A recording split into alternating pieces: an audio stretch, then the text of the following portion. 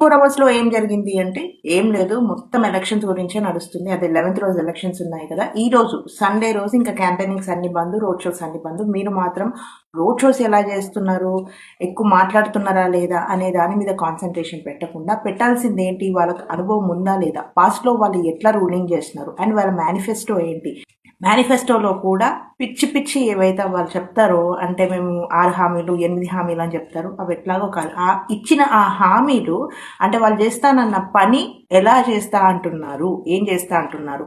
ఒకవేళ ఎగ్జాంపుల్ తీసుకుందాం, మేము ఫ్రీ బస్ ఇస్తాం. ఒక్కసారి ఆలోచించండి, ఇంతమంది మన హైదరాబాద్లో ఉంటారు, ఇంతమందికి ఫ్రీ బస్ ఇస్తే అసలు రెవెన్యూ ఎట్లా, మన ఎకానమీ అది హ్యాండిల్ చేసుకోగలదా? మనకంత ఎకానమీ లేదు, అప్పుల్లో ఉన్నామని చెప్తున్నాడు. మరి ఫ్రీ బస్ ఎట్లా ఇస్తాడు? రేట్స్ పెంచేశాడు అంటే వేరే దగ్గర నుంచి కొంచుతాడనమాట. సో అలాంటివి ఆలోచించండి, కరెక్ట్గా ఇస్తున్నారా లేదా. ఇవ్వలేనప్పుడు ఇట్స్ ఎ రాంగ్ హామీ. సో దాన్ని అస్సలు చేయలేరు వాళ్ళు. సో అలాంటివి ఆలోచించండి, సరిగ్గా మేనిఫెస్టో ఉందా లేదా అని ఆలోచించి, చేయగలరా లేదా అని ఆలోచించి అప్పుడు ఓటు వేయండి. అండ్ అలాగే వరల్డ్ న్యూస్ గురించి కూడా చెప్తాను ఇంకో రీల్లో. మీరు మాత్రం సబ్స్క్రైబ్ చేసేసుకోండి.